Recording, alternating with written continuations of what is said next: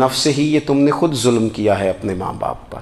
کیوں تم نے ایسا لہجہ اختیار کیا کہ جس سے سامنے والے کی انا جاگ جائے اور وہ تمہارے مقابلے میں آ کر کے کھڑا ہو جائے؟ کیوں تم نے اس طرح کے انداز اختیار کیے کہ جس سے سامنے والا بھی سارے پنجے کھڑے کر کے باہر نکل آئے اور کہے آ جاؤ پھر میں بھی میدان میں حاضر ہوں؟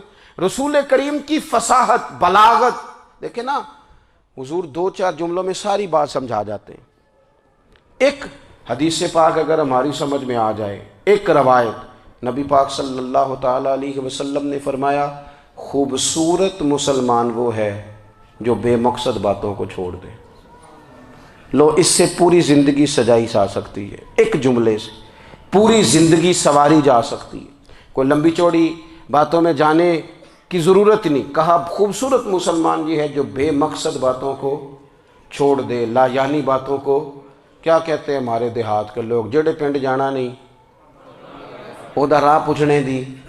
لیکن آج کل لوگ باز آندے، یعنی جس بات کا بالکل تعلق نہیں نا وہ بات بھی کرتے جاتے ہیں، جس کا شعبہ ہی نہیں وہ بھی چھلانگ لگا لگا کے اس میں آ جاتا ہے۔ ہم اپنا وقت ضائع کرتے ہیں، اپنی صلاحیتیں ضائع کرتے ہیں، اپنا نقصان کرتے ہیں۔ ہم اپنا کام صحیح کر کے نہیں کرتے اور دوسری ساری دنیا کو ٹھیک کرنا چاہتے ہیں۔ او بھائی، آپ جس جگہ جس شعبے سے تعلق رکھتے ہیں آپ اپنے معاملات میں مضبوطی پیدا کریں۔ حضور نے اپنی فصاحت کے ساتھ، بلاغت کے ساتھ لوگوں کو قائل کیا، اور قرآن مجید کی تاثیر کا یہ اثر میرے کریم رسول نے دکھایا کہ رات کو جب حضور بیٹھ کے قرآن پاک پڑھتے تھے نا، جب یاسین والے نبی خود یاسین کی تلاوت کریں، جب طٰہٰ والے محبوب خود طٰہٰ کی تلاوت کریں، غور کرو نا، جب مدثر والے محبوب خود ان جملوں کو ادا کریں، یعنی جن کے بارے میں آیت آئی ہے، جب وہی یہ آیت پڑھیں کہ اِنَّا أَعْطَيْنَاكَ الْكَوْثَرَ، یعنی جن کا ذکر ہو رہا ہے، جب وہ یہ بات کریں کہ یا ایھا النبی اِنَّا أَرْسَلْنَاكَ شَاہِدًا وَمُبَشِّرًا وَنَذِیرًا لِتُؤْمِنُوا بِاللَّهِ وَرَسُولِهِ وَتُعَزِّرُوهُ وَتُوَقِّرُوهُ وَتُسَبِّحُوهُ بُکْرَةً وَأَصِیلًا، جن کے بارے میں آیت آئی ہے، جب وہ یہ کہہ رہے ہوں کہ وَرَفَعْنَا لَكَ ذِکْرَکَ، جب وہ کہہ رہے ہوں وَالضُّحَىٰ وَاللَّیْلِ اِذَا سَجَىٰ، ذرا اس کیفیت کو دیکھیں جب محبوب خود پڑھ رہے ہوں، اور جو حضور پر آئی ہیں اس کا ذائقہ، اس کا لطف، اس کا انداز بھلا کیا ہوگا۔ حضور جب رات کو پڑھتے تھے نا قرآن پاک، تو جو پکے کافر تھے نا، ابو جہل جیسے لوگ، وہ بھی جھاڑیوں میں چھپ چھپ کے مدینے والے کی تلاوت سنا کرتے تھے، حضور کی تلاوت سنا کرتے تھے۔ یہی بہتر ہے کہ پردوں میں وہ پردہ پوش رہے، وہ اگر پردے ہٹا دے تو کسے ہوش رہے۔ رسول کریم علیہ السلام کی تلاوت کا سننا، قریب جانا، یہ اعجاز ہے۔ حضرت فاروق اعظم کہتے ہیں میں طبیعت کا بڑا ڈاڈا تھا، مزاج کا بڑا سخت تھا، زندگی ہمیشہ ڈٹ کر گزاری، باتوں پر کھڑا رہنا آتا تھا، پر جب میری بہن نے مجھے چند آیتیں سنائی نا تو میں تڑپ ہی گیا۔ گھروں آیا سا مار مقامنے نو، ہن مینو مار دے لے چلو، اوے متے عمر دی عمر برباد ہو جائے جتھے عمر سوار دے لے چلو۔ یہ اعجاز ہے رسول کریم صلی اللہ تعالیٰ علیہ وسلم پر نازل ہونے والی کتاب کا۔ پھر حضور نے خبریں دی، نبی پاک نے خبریں دی، حضور نے فرمایا روم فتح ہوگا، وہ ہوا۔ نبی کریم علیہ السلام نے فرمایا شام فتح ہوگا، تو شام فتح ہوا۔ فرمایا ایران فتح ہوگا، تو ایران فتح ہوا۔ سراقہ بن مالک کہتے ہیں ایک گاؤں پر بھی مسلمانوں کی حکومت نہیں تھی، ایک گاؤں پر۔ حضور مکہ مکرمہ سے نکل رہے تھے، مدینہ طیبہ تشریف لے جا رہے تھے، ابھی راستے میں تھے، میں 100 سرخ اونٹوں کے لالچ میں معاذ اللہ حضور کو گرفتار کرنے پہنچ گیا۔ محبوب نے حکم دیا، حضور کا معجزہ میں نے آنکھوں سے دیکھا، میرا گھوڑا زمین میں دھستا چلا گیا، میں نے معافی مانگی، حضور نے معاف کر دیا۔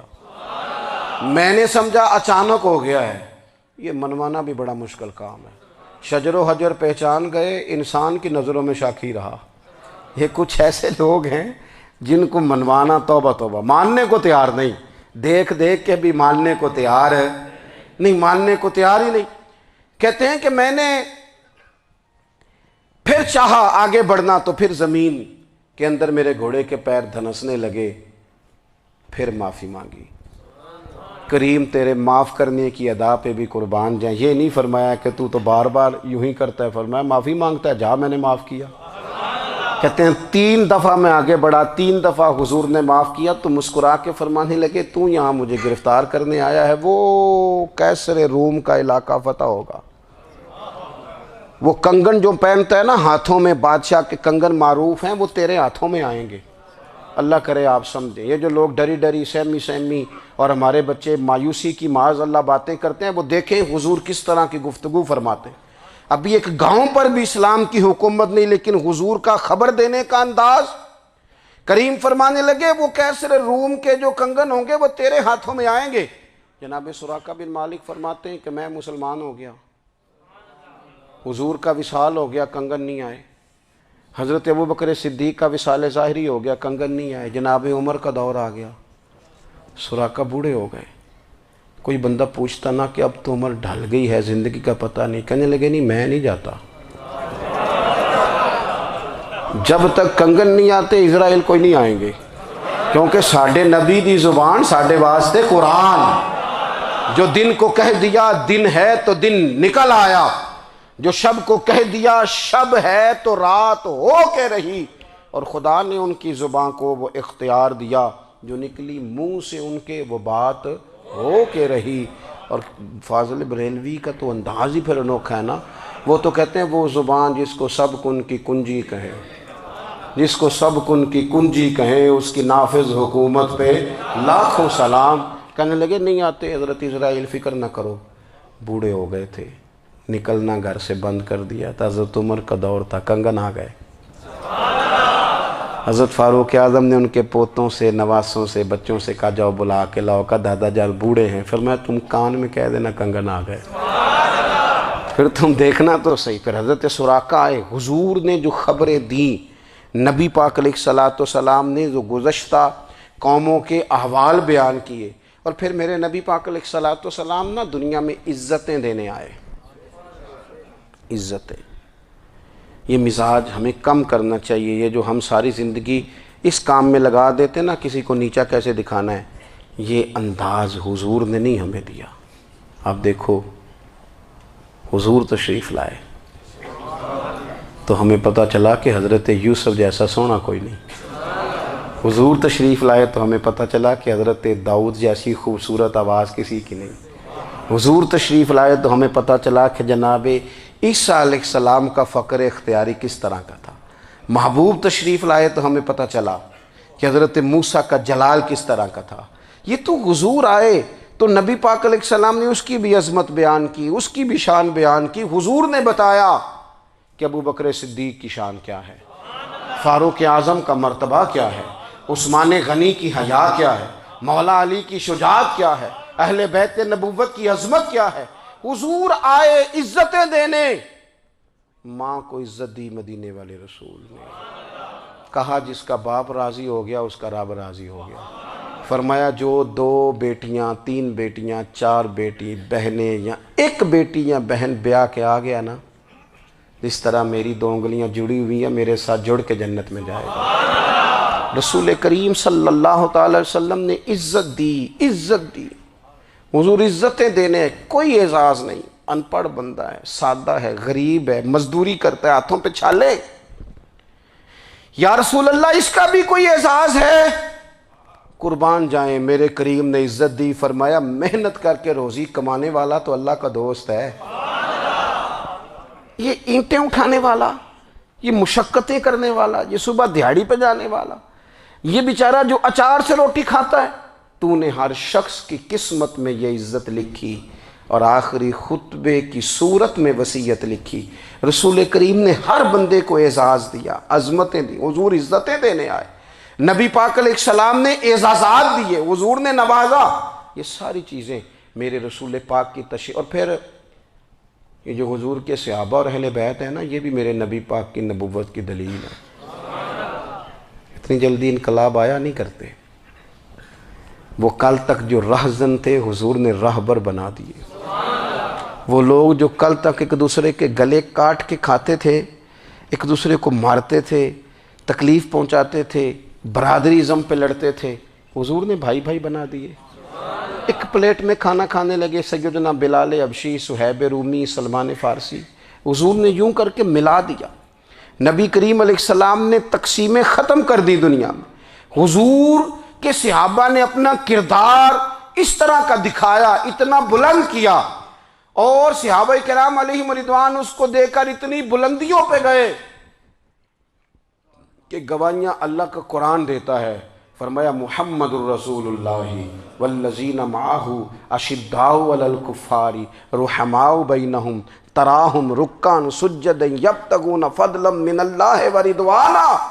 فرمایا یہ جو میرے محبوب کے ساتھ والے ہیں کافروں پر سخت ہیں، آپس میں نرم دل ہیں، تم جب بھی انہیں دیکھو گے سجدے کرتے دیکھو گے، رکوع کرتے دیکھو گے، تم انہیں دیکھو گے اللہ کی رضا کے متلاشی ہیں۔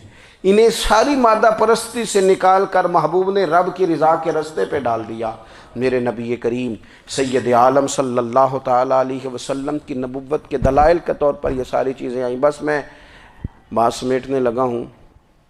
حضور کا جو اخلاق ہے نا، وہ بھی نبی کریم علیہ السلام کی نبوت کی بہت بڑی دلیل ہے۔ وَإِنَّكَ لَعَلَىٰ خُلُقٍ عَظِيمٍ۔ محبوب ہم نے آپ کو نا خلق عظیم کا مالک بنایا ہے۔ کچھ لوگ سمجھتے ہیں صرف آپ کا بولنے کا انداز ٹھیک ہو تو آپ با اخلاق ہیں۔ نہیں بھائی، بولنے کا انداز ٹھیک ہونا با اخلاق نہیں، سچ بولنا اخلاق کی علامت ہے۔ آپ کا حق بات کرنا اخلاق ہے، آپ کا صحیح گواہی دینا اخلاق ہے، آپ کا اللہ تعالیٰ کی طرف سے آزمائش آنے پر صبر کا مظاہرہ کرنا اونچا اخلاق ہے۔ رب نعمت دے تو آپ کا وجود ڈھلتا جائے شکر میں، یہ اخلاق ہے۔ رب کریم اگر آپ کو کسی وقت کسی آزمائش میں اپنی حکمت سے ڈالتا ہے تو عزت نفس کو برقرار رکھنا، خودداری کو برقرار رکھنا، یہ اخلاق۔ نبی پاک نے اعلیٰ ترین اخلاق کی بات بتائی، اعلیٰ ترین۔ حضور نے لوگوں سے بیعت لیتے وقت کہا تھا میرے ہاتھ پر بیعت کرو، چوری نہیں کرو گے۔ نبی پاک علیہ السلام نے مختلف امور پر بیعت لی۔ حضرت حکیم بن حزام کہتے ہیں حضور نے میرے ہاتھ پہ ہاتھ رکھ کے کہا میرے ہاتھ پہ ہاتھ رکھ کے بیعت کرو کہ کسی دنیا دار سے سوال نہیں کرو گے، خودداری سے زندگی گزارو گے، عزت نفس سے جو رب نے تمہیں دیا ہے تم اس پر راضی رہو گے۔ لوگوں کی جیبوں کو ٹٹولنا، دوسروں کی دولتوں پہ راج کرنا، دوسروں کے مال پر نگاہیں ڈالنا اللہ کے حبیب نے پسند نہیں فرمایا۔ فرمایا بیعت کرو کہ تم کبھی کسی سے سوال نہیں کرو گے۔ حد ہو گئی۔ نبھانے والوں نے پھر اس عہد کو نبھایا اور کمال کر دی۔ حضرت حکیم بن حزام گھوڑے پہ بیٹھے تھے، ہاتھ میں درہ تھا، وہ زمین پہ گر گیا، قریب غلام کھڑا تھا۔ حضرت حکیم بن حزام خود گھوڑے سے اترے، درہ اٹھایا، دوبارہ گھوڑے پہ بیٹھے۔ غلام عرض کرنے لگا حضور مجھے بتا دیتے میں اٹھا کے دے دیتا۔ آنکھیں چمک اٹھیں، فرمانے لگے کیسے بتا دیتا؟ اپنے رسول سے وعدہ کیا ہے کبھی کسی سے سوال نہیں کروں گا، کبھی سوال نہیں کروں گا۔ اللہ کے محبوب نے ہمیں اعلیٰ اخلاقی قدروں کی بات ہمیں سکھائی ہے۔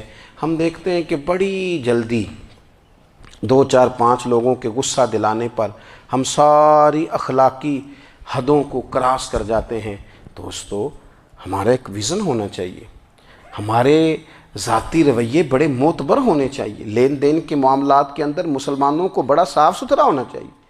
ہمیں اپنی معاشی زندگی میں روزمرہ کے معاملات میں ہماری توجہات کا مرکز صرف اللہ رسول کی ذات ہونی چاہیے۔ رب کریم نے اپنی حکمت سے کسی کو کتنا دیا ہے یہ اس کی حکمت کے تقاضے ہیں۔ ہمیں اس نے جس رنگ میں جس حال میں رکھا ہے ہمیں اپنے رب کی رضا پر بہت زیادہ مطمئن ہونا چاہیے۔ اچھا پھر ایک اور بات، جن چیزوں کو ہم نے دکھ بنایا ہے نا یہ تو وہاں دکھ تھا ہی نہیں۔ مہینہ مہینہ چولہا نہیں جلا، لیکن کسی جگہ اظہار غربت ہے حضور کی اولاد پاک کا یا صاحب کا یا ازواج کا۔ مہینہ مہینہ چولہا نہیں جلا، لیکن یہ اخلاق عالیہ کا حسن دیکھو، اپنے گھر مہینہ مہینہ چولہا نہیں جلا، جو مانگنے آیا اسے جھولی بھر کے عطا فرمایا، کوئی دروازے سے خالی نہیں گیا۔ عزیز بھائی اگر زندگی میں اخلاقی قدریں ہم اپنا لیں اور ہم تھوڑا تھوڑا کر کے اپنے آپ کو تبدیل کریں، ساری زندگی توجہ رہی کہ فلاں کیا کر رہا ہے فلاں کیا کر رہا ہے، تھوڑا سا گردن کو جھکا کے اپنے اوپر توجہ ڈالیں، اپنے آپ کو وقت دیں، حضور کے اخلاق عالیہ کی روشنی میں، تعلیمات حسنہ کی روشنی میں ہم اپنے کردار و عمل پر تھوڑی توجہ دیں۔ اس وقت بہت بڑی تعداد میں امت مسلمہ ہے، اور ایسا نہیں ہے کہ دولت نہیں ہے، دولت سے بھی سرشار ہیں۔ ہمارے ہاں بڑے بڑے انجینئر ہیں، بڑے بڑے ڈاکٹر ہیں، لیکچرار ہیں، ہمارے پاس بڑے بڑے ہاسپٹل ہیں، بڑا کچھ ہے، لیکن کردار و عمل کے بادشاہ، اپنی زندگی تقوی کی روشنی میں گزارنے والے، ان لوگوں کی تعداد کم ہے۔ اگر کوئی آج بھی سارے کام نیک کرے لیکن جائیداد میں سے بیٹی کا حق رکھ جائے تو پھر اس نے کیا میلاد منایا ہے؟ اگر آج بھی جو 2-4 لوگ بیچارے اس کے زیر دست ہیں، ملازمین ہیں، ان کے ساتھ اس کا رویہ انتہائی سخت ہو تو اس نے کیا میلاد منایا؟ اگر آج بھی وہ برادری ازم کی بنیاد پر دوستیاں کرے اور چھوٹے بڑے کی وہ تقسیم رکھے، جسے حضور نے فرمایا کہ قبیلے تو تعارف کے لیے، ورنہ کسی عربی کو اجمی پر، گورے کو کالے پر کوئی فضیلت نہیں۔ اگر کوئی آج بھی اس برادری ازم کا قائل ہے پھر اس نے کیا میلاد منایا؟ اگر کوئی شخص آج بھی اپنے آپ کو مادہ پرستی میں پوری طرح دھکیل چکا ہے اور رضا الہی کا مسافر نہیں بنا تو اس نے کیا میلاد منایا؟ اپنی طبیعتوں میں روحانی تبدیلی اور وہ خاص افکار جو حضور اپنے غلاموں میں پیدا فرماتے ہیں، ان افکار کو پیدا کرنا، سوچوں کو بدلنا، سوچوں کو، نظریات کو بدلنا، اپنے روزمرہ کے معاملات کا جائزہ لینا کہ ہم کس طرح آگے بڑھ سکتے ہیں اور